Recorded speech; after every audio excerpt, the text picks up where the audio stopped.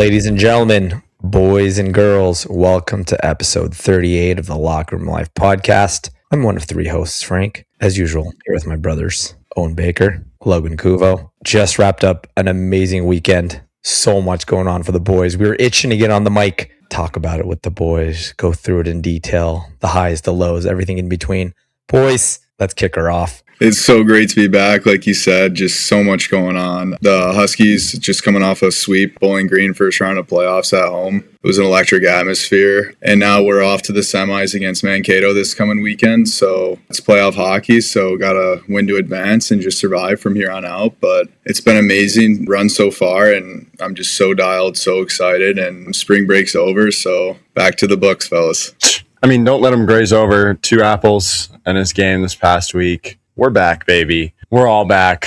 I'm still feel like I went through a black hole yesterday getting back from Minnesota. I drove to Minnesota 10 and a half hours for the Minnesota Let's Play Hockey Expo. It was amazing. As Frank said, it was unbelievable. I mean, I know Frank's going to talk about it, but we gave out so many products. We gave out like 1,300 things, from keychains to tape to bags to everything you could ever imagine. It was amazing. And of course, just the tournament, Moorhead and War Road, bringing it home. Obviously, 2 fan favorites. Everyone was excited about them winning. It's the pinnacle of hockey. I tell so many people this. If you're a hockey fan in any capacity, there's obviously like the Winter Classics, the Stanley Cup Finals, and like all of the Big Ten, and like all these, these awesome things you could go to. But the Minnesota State High School Hockey Tournament has to be on that bucket list. It is unbelievable. They are selling out the Excel Center for high school games. They are running from one end to full celebrate with the team on the other end. It is madness. It's just so cool to be a part of that and to say we're a part of everything that happens there and a part of the game of hockey. It's really, really cool. And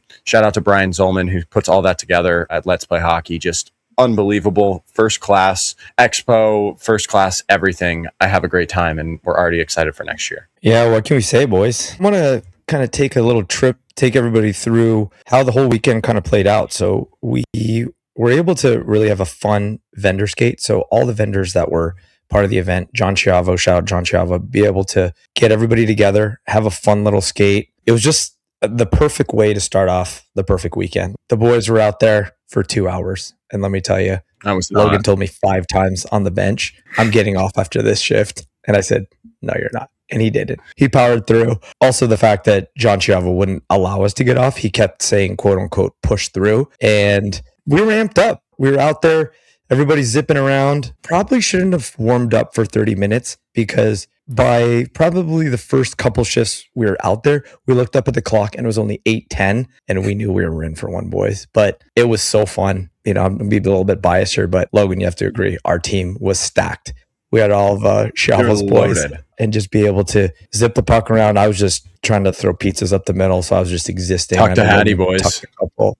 Here he is. We're still here. Thanks. He fell in love. We're still here. He fell in love with hockey again. I saw it in his I didn't eyes. hear about the Hattie, but it's huge. Humble stick raise, actually. I saw the love of hockey coming back in his eyes, so he'll be back. He told me he's going to come back. Missed me a couple times on the back door, but I'm not going to hold it up again.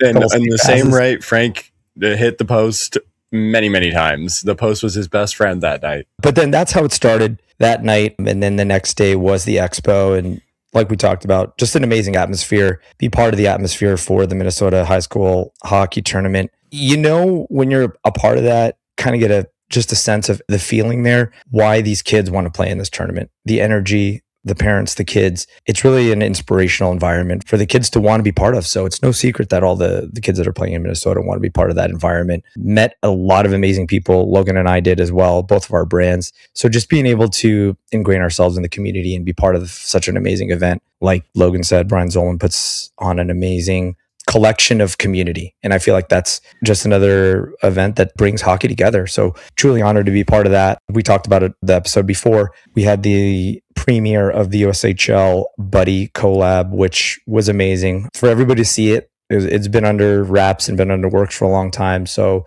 again, Matt McGreevy, commish, special shout out to him. The commish, Glenn Heffernan, came by, gave his feedback, got his blessing. So it was an all-around amazing event. And then we had our traditional skating at St. Louis Park, The Rock. Those who don't know about this rink, you have to check it out. It's half outside, half inside, and It's our new tradition. We started it last year, but we always get the boys together. It doesn't matter if we're absolutely gassed, which we were, but to get out there and just end the event on such an amazing note, just zipping it around, getting some content, having fun with each other, laughing. We're going to be releasing some content, so you'll see a lot of different things that happened that day. But Logan was sniping this poor goalie that refused to acknowledge the fact that he was going tweeners, and he scored on 20 times tweeners. So anyways, footage to come, but we're feeling good. I fly home and some scumbag steals my suitcase from the airport, boys. Shut up. No. You're lying. I didn't even tell you, dude. That was the surprise that, to all the listeners out there, I was holding on to this one. No way. I wanted to get on the group That's chat horrible. first thing. And let me tell you, when you're exhausted, Dude, the last thing you want to do is look for your bag that potentially could have got stolen. But I will say one thing, out of all the things my wife does, some of them, I just don't know why or how, but she put an air tag inside our luggage. She puts them on everything. she's a saint. I think she puts it on She's- me. That's so smart. So I tell her, hey, the bag's gone. And it's gone because I went to American Airlines. I said, hey, this bag's gone. They're like, well, it's been delivered. Carousel 1.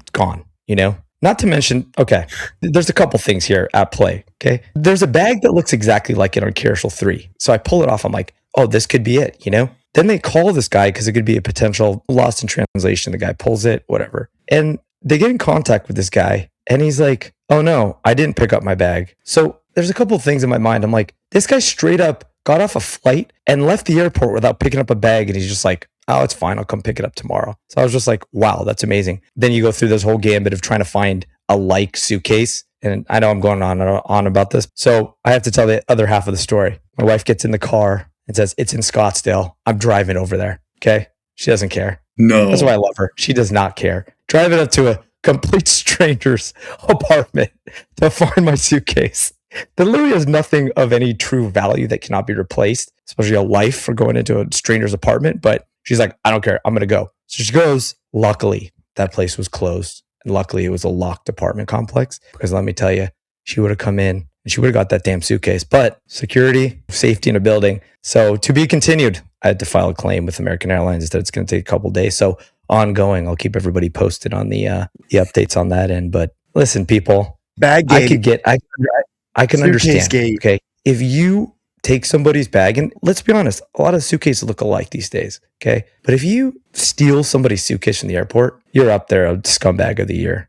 So I hope you really have fun with my dirty laundry, my dirty New sock. LRL award, scumbag of the year, goes to the person who ever stole Frankie's suitcase. That is insane, dude. I'm sorry. That sucks. It's all good. Hey, it's all worth it. But yeah, at the end of the day, they're just going to have to replace it if I don't get it back. So to be continued, I will keep everybody posted. Boys, ladies and gentlemen, I have a fun topic, a fun announcement to hockey. We've been tracking these. We've had our thumb on the pulse, all of these NCAA Division I expansions. And they just confirmed Maryville University, St. Louis, another St. Louis Division I hockey school is going to be in the mix. Not this upcoming season. They're going to play a mixed schedule this season of ACHA and some Division I teams.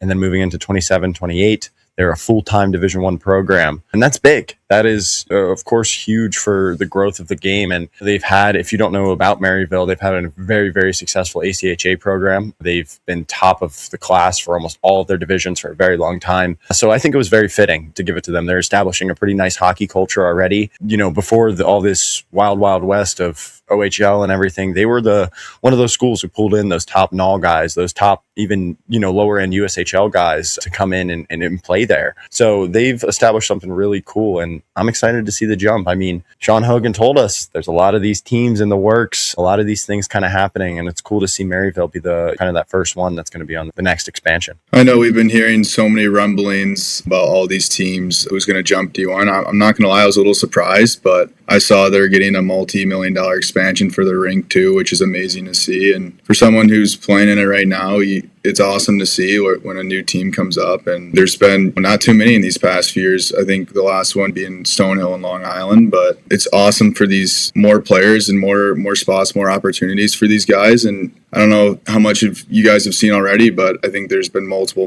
commits from the NAHL and USHL. So it's good for them, and I can't wait to see them when they finally switch over. Yeah, boys, first domino to fall. First of many that are going to happen here in the near future. But like Bake said, I think the biggest thing is having more opportunities, more places for people to play, continue their hockey career on a higher level. I like how this is shaping up, right, guys? The ultimate conversation has always been ACHA's relevance versus D3, but I mean, you can't argue it. It's being able to have a successful program to show there's a true audience for hockey at that respective school. Maybe for a little bit more funds, maybe for some more help to build a better facility. That could be the component to kind of push it over the edge for them. And I love it because people are being able to see these schools that you don't really, you wouldn't even hear of in some cases. So I love that it's Maryville and not just in a big city where it's like, oh, okay, well, they got it because it's a big city. I like how their college hockey is being very intentional about spreading seeds in markets that could help hockey grow. And that's a big part of it. So I love to see it. I know there's been some speculation of some people coming down the road as well, Oklahoma State. But boys, I would love to see the South, North Carolina, Georgia, Texas, schools that have big time football programs. To me, it's a no-brainer. And I feel like you're already seeing it on the ACHA level, that cultic vibe, these little barns that they're playing on now, the neighborhood rink, and these people are hanging over the glass. It's really amazing to see. And I can't wait to see college hockey growing as a whole. Yeah, and I'll put in a last note. When you said UGA, my ears perked up because they play out of a pro arena. They play in an ECHL arena and are priming for that expansion. And I'm excited. We're all excited, obviously.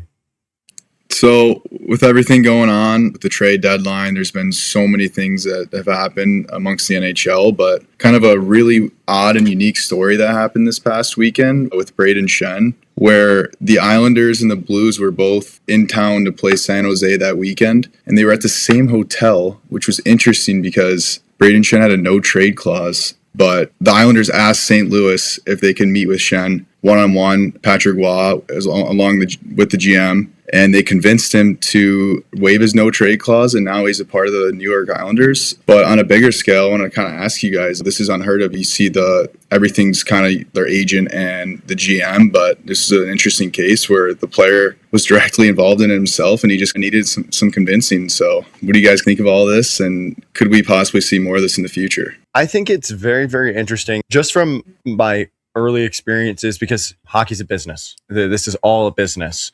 And even from my early experiences in business, people value that relationship a lot. And someone like Braden Shen, who has been a leader and he's a veteran and he's a captain, he can go into that room confidently and be able to do those things. And there's players in the league like Ovechkin. Ovechkin has negotiated his contract. He's been the person who negotiated his contract forever. And he has the most earnings in NHL history. It's super interesting to me because I guarantee he's probably represented as well by an agent, just because all high level athletes are. But that connection that especially someone like Patrick Waugh, who's been there, done that, one of the greatest goalies ever, he appreciates that. And that's, anyone could tell that. And I don't know if you'll see it more. I think maybe with some veterans, it would pop up here and there. It's definitely have to be a special person to be able to get in there and do that and talk about those things and waive that. And especially by yourself on the road in a hotel, and then pick up everything and flip your life in a day. It's crazy.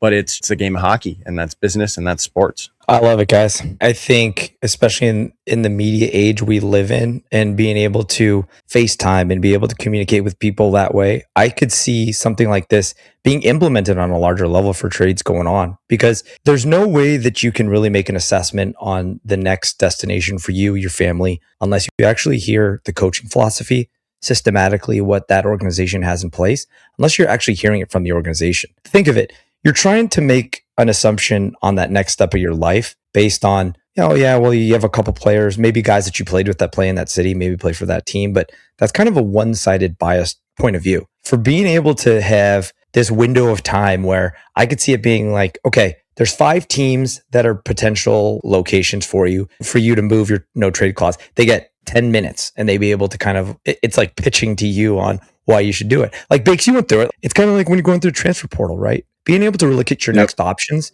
pluses, minuses, you can kind of make a decision. And if it's something that you really want to do. So again, with the implementation of technology, I could see that's something that is being able to be utilized going forward. Because think about it, I always think it's so funny when a guy walks into the room and it's like, hey guys, like it's just such a funny thing where and the GM's shaking his hand for the first time because they can't even have any contact, which I get because there is rules and regulations to be followed communication wise. But I'd love to see it being implemented for guys to be able to really make those decisions and feel really good about it. Because a lot of times too, it can work on the other way. Sometimes you say yes and you're like, damn it, I make a mistake. And there's a lot more at stake for a lot of guys, especially like we said, families. You're buying a home, you have kids, you're enrolling them in school. Like there's a lot of dynamics that a lot of people don't know that are at play when a professional athlete moves their family to a city. You're embedding yourself in that community. So a lot of times too, on a transactional level, players get moved and we're like, oh, he's just been traded. But I'm like, thinking about it from a player's point of view, I know you guys think about it like this as well. You got to pull the kids out of school. And a lot of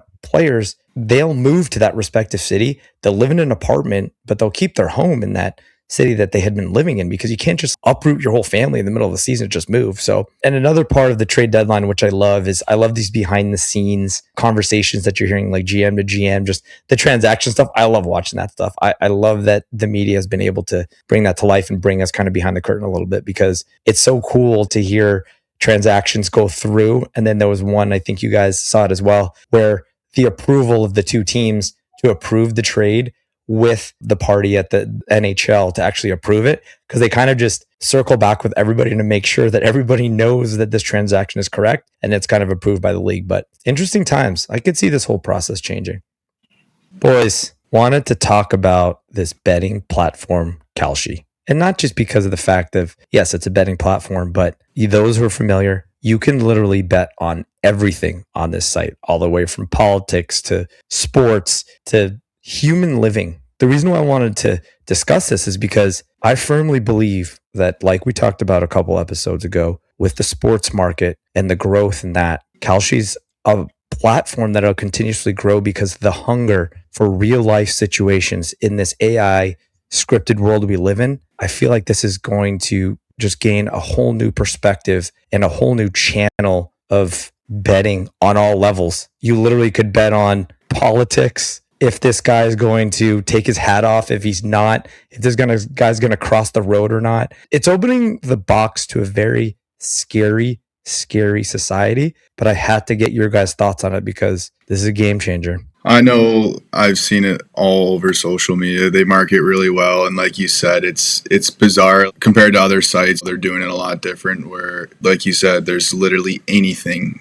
they can think of, they put up odds for it. But as an athlete and everything, not really too into all that. But as far as the sports market and everything, it's just going to continue to grow. And like you said, with the AI and everything, I feel like there's just no limits for this. I could talk about this for a whole podcast itself, boys. One thing I will say about Kalshi is that the founder of Kalshi, check him out on LinkedIn if you haven't, post some crazy, awesome stuff. But they took advantage of where they saw our society going, and they took advantage of the biggest thing possible. And they're doing amazing things with it. Like they saw where the market was heading, and they made a platform for it. Exactly. You could bet on politicians. Politicians is really their fame to claim throughout this past election is really where they started to boom. And it's just so interesting that now every action that anyone could ever do could now have odds over it. If it's on live TV and people can watch it, or not even live TV, there's some crazy ones on there. It could have money with it, money attached to it. And it's just with the sports betting and how popular it's become, this amplifies it on a more, I'll say, realistic level for the consumers, because it's not just sports. It's not just the athletes who have to know about the sport and be a nerd about the game. You can just see something and be like, oh, I'll do that. Why not? And that's where it's the impulse and where our society is right now. It's extremely interesting. And it's an amazing platform, top to bottom. Their marketing, we were just talking about it before, the marketing's unbelievable. They got the Gen Z audience and they're going to have them for a very long time. But guys, in all honesty, like, where's the line? This, there is none. To me, it is so scary because there's no line.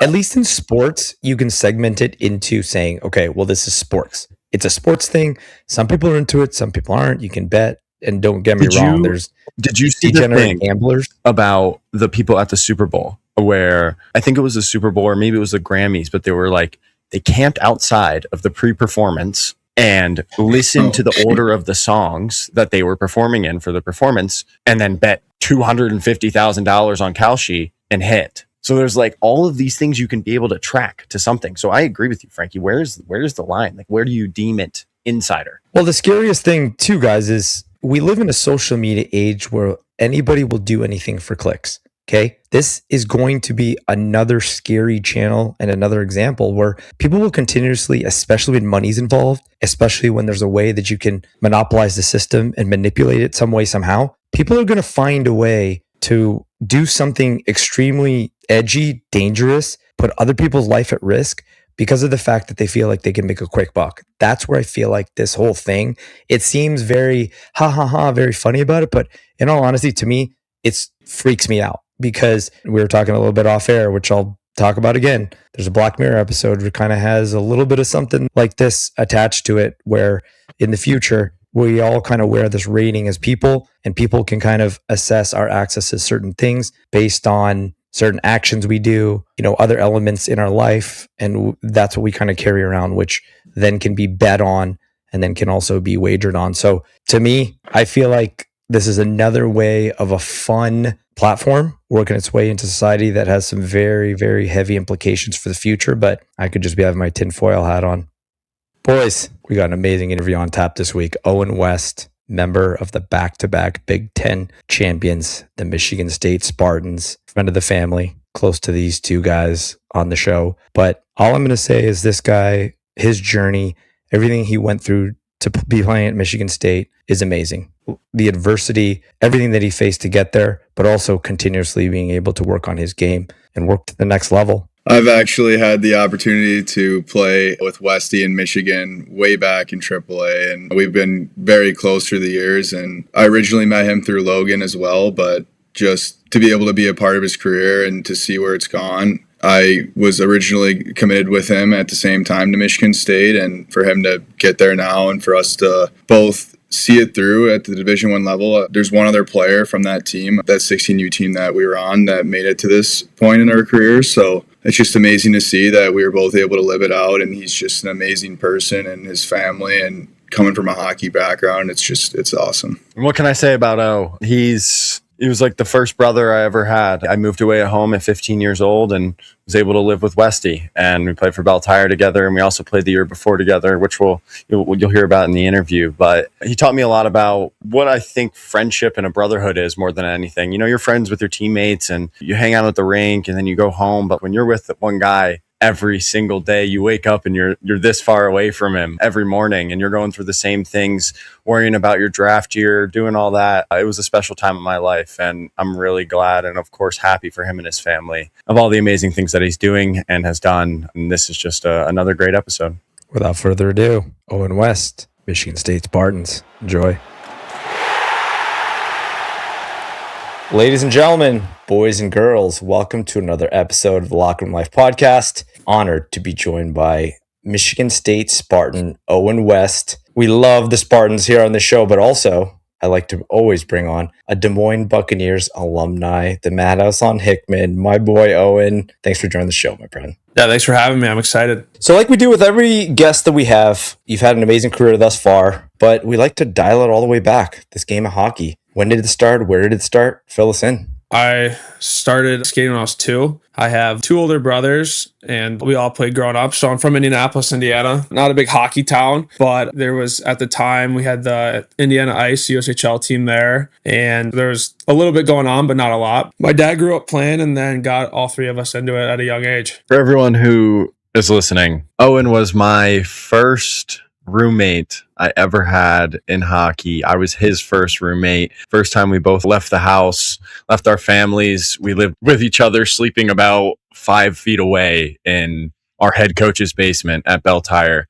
Yep. So I know everything about O, but for our viewers in Indiana, growing up at Fishers and skating there every day, talk about the transition from, stepping away, making that jump from being in this Indiana scene to know Detroit, and it really changed your hockey career. Obviously not a lot in Indy, and very grateful for everyone there and what we had. Noah, my oldest brother, moved away when he was 13 to Chicago. So seeing his process, he had a great career. He loved it all. I saw that. I was like, okay, that's what I want to do. And then when the time came, that was, what was it, 15 you? Had the opportunity to move to Detroit, and it was full go. It was full do it. And it was hard. It was new, but best time of your life for sure. You enjoy it, and it's hard, but when you have a good roommate and a good team, it makes everything worth it. We've had a lot of guys that have played in Michigan, grown up in Michigan. So this Michigan Minor Hockey League, I want you to talk about development-wise. It's world regarded. Players are coming from all around the world to go and play in Michigan. So kind of talk about what that did for your development. Just that jump from lower end AAA in Indiana to the big dogs, I guess you could say, in Detroit. But you're playing against the best guys on weeknights. Every game is you're playing against the best guys. Just that for my development and confidence to,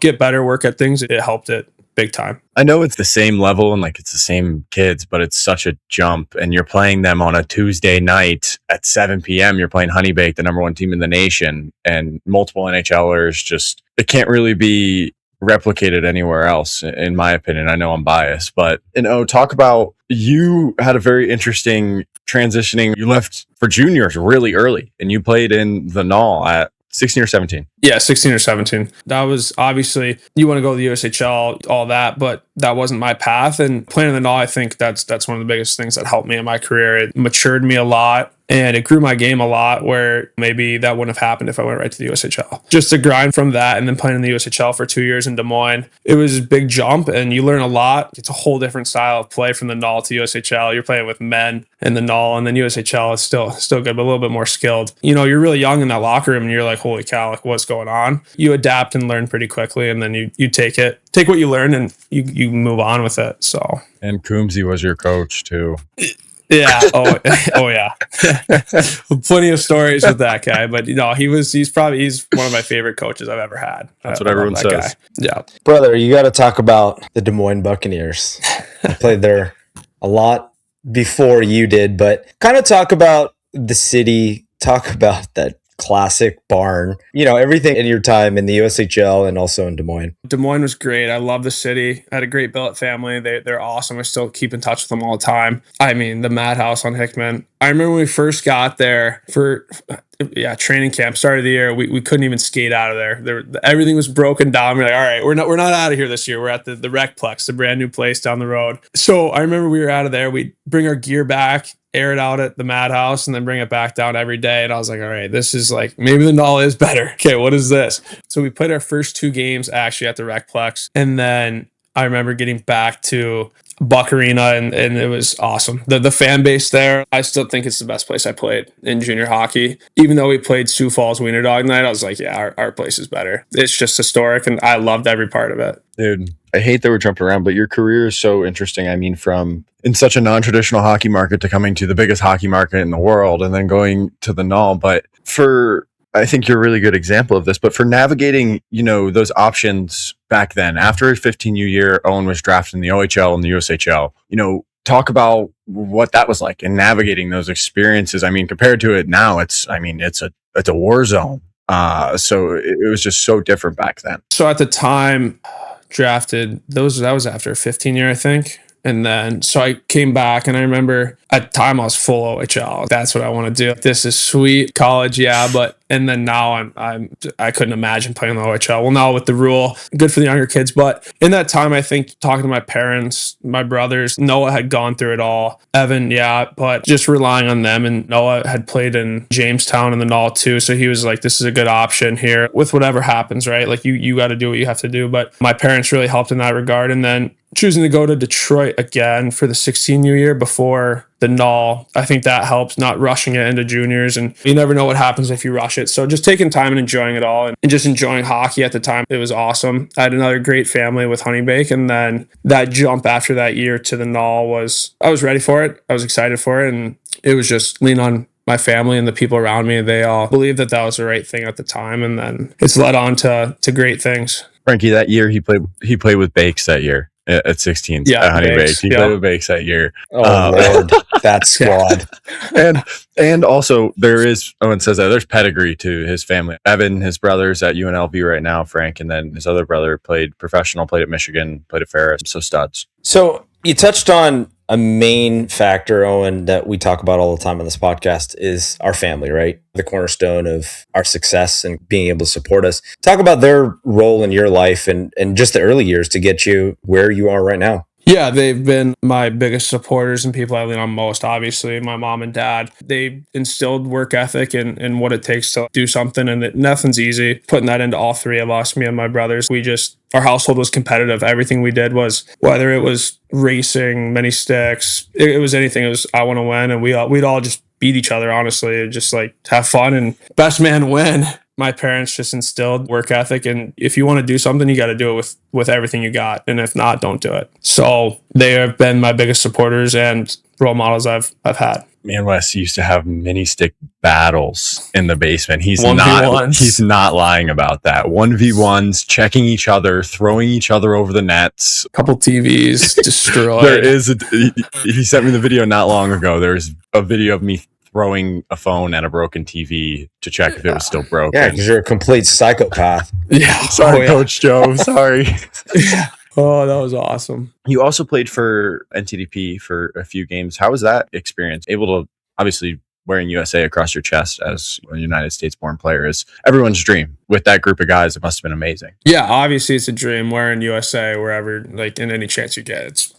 You feel honored. And it was actually Coach Nightingale was the coach there at the time, who's Michigan State's coach now here. That was just an unbelievable experience. I was more in shock, the guys around me and stuff. But no, that was a great experience. And I loved every second of it wearing that jersey. Great segue, man. The choice to play at Michigan State. You played in Michigan. You had an amazing path. You go to Des Moines. Now it's college commitment time. So walk us through that process. Was it always Michigan State? How was that selection process for you? Yeah, so I committed here, I don't even know what year it was, 21 maybe in the NAHL. It was actually under the old coaching staff here. I got on campus and I fell in love with it. I was like, this is where I want to be. Like this is awesome. And I was like, yeah, like this is where I'm coming. So did that. And then the old coaching staff, I don't know, it was into that year, they were like cleaned house. And I was like, oh boy, I could be gone, could be staying. You don't know, right? But in the time I talked to everyone there, just wait it out. It's probably going to be top tier. So I was like, all right, I'll wait. Hearing that Coach Knighty got the job and everything, it's like, all right, this is where you want to be. So grateful they held on to me too. And now here it's the best place ever. I love this place. Words can't even describe it. You just pulled me into the next one. How is Michigan State? How is the life? Give me everything. Give me the facility. I know you guys are getting treated like kings over there. Yeah.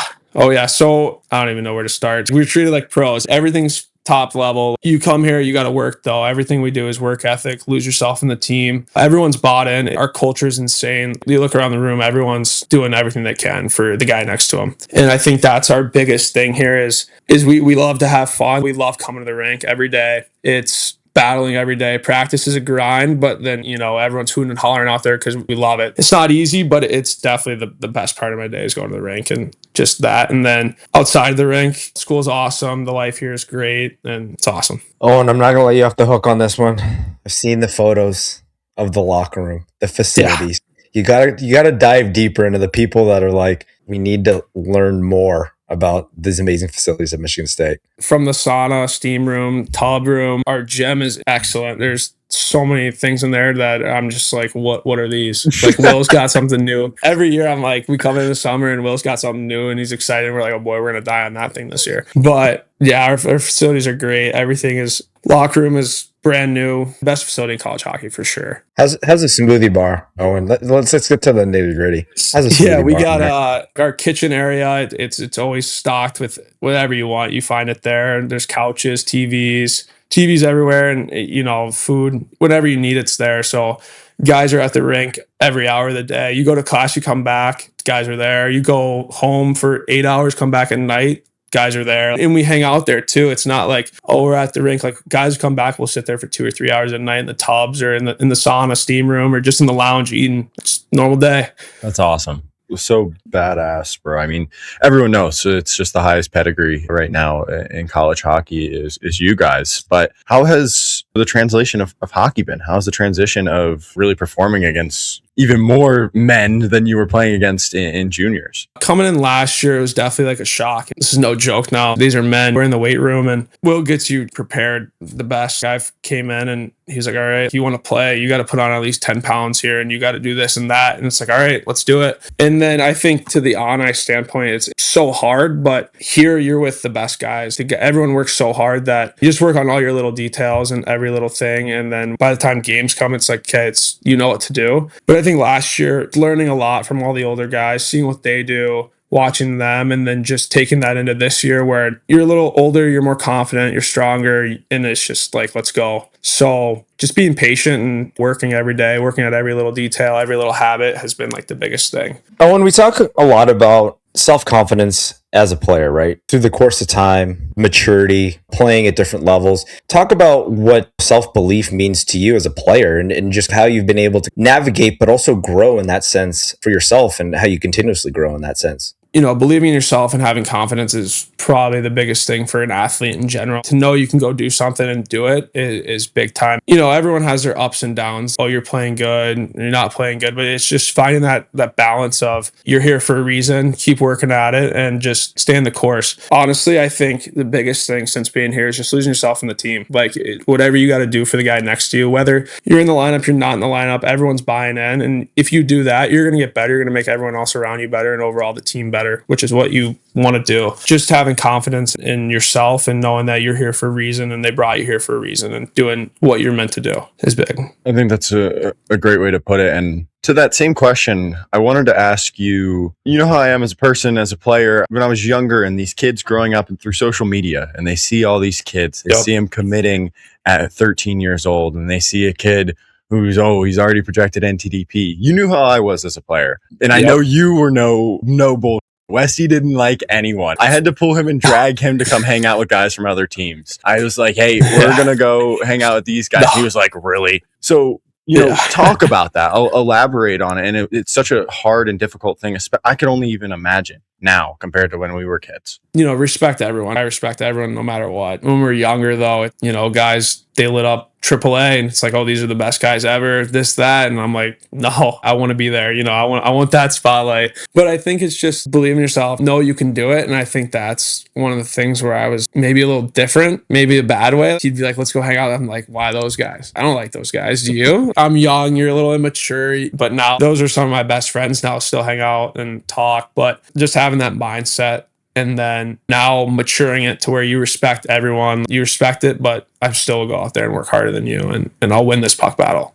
all day. A prestigious program like Michigan State, you're a part of a lot of amazing moments. Kind of walk us through a couple of amazing ones in your mind thus far that have been the ones that are going to be embedded in your brain for a while. Obviously, the Big Ten Championship, that's night and day. It's regular season and the tournament, that was holy cow, this is real now. And then obviously, there's some bad moments like the Cornell loss last year. That still stings. We're going in this year. That's not happening again. Anytime you can win a trophy is big. And last year, we won GLI, which was really fun. Doing the D, best game. We love that. Won it this past weekend, too. All those little things add up. And it's just, this is why you come to the school. You want to win and you want to do things the right way. Yeah, man. And we have a lot of younger audience, believe it or not, who listens to this podcast. And if there's something that you could leave for any of them that can be in your shoes right now, where you're at. Kid from Indianapolis who had a big hockey market and now he's at the best school in the nation playing. So just lay it out there. Number one's work ethic. If you're going to do something, give it all. Don't regret anything. Do it and enjoy it. You got to enjoy every moment of it. I look back on it and I miss the times when we were living in coach's basement and all the juniors, Des Moines, Jamestown, like those are times that they fly by, but you just got to enjoy it all and enjoy the process. And now I'm living in the moment more now. Enjoy every day. Just enjoying it all and work hard. And if you want to do it, do it. Like you can do it. Don't let anyone or anything tell you no and just put your best foot forward and don't stop.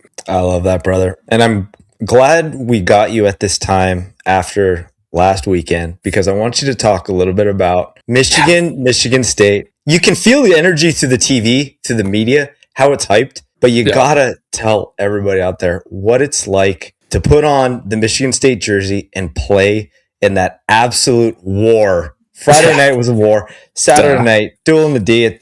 What a game. You just take it away, talk about it. It's a weekend like that is one of the weekends you come to the school, right? We call it hate week, rivalry, whatever you want to call it. But that week leading up to it, I mean, you can just feel it in the room. Guys are just already off. They're like, let's go. We want to get to the games. So if anyone says anything, they're like, well, why are you mad? You know why we're mad. Like, you know what weekend it is. So that's our whole thing. But I can't even describe what it's like to put the jersey on and go out there and play those guys. All you want to do is win. You'll do whatever it takes to win. And Friday night, things happened, whatever. But Saturday night, we were like, this is our game. Like, we're going to win this. We're going to take the trophy back for the third time in a row, and it's going to be our game. And we respect them. They're a great team. They have a lot going for them this year, and it's been fun having that rivalry be the best rivalry in college hockey. It's there. Both teams are great, and you can't even describe the feeling of it at all. Especially going into Yost, it's just like, all right, go time. Don't skip over the fact that you tucked one, so I just wanted to put that out there. They don't come easy. You know? That's exactly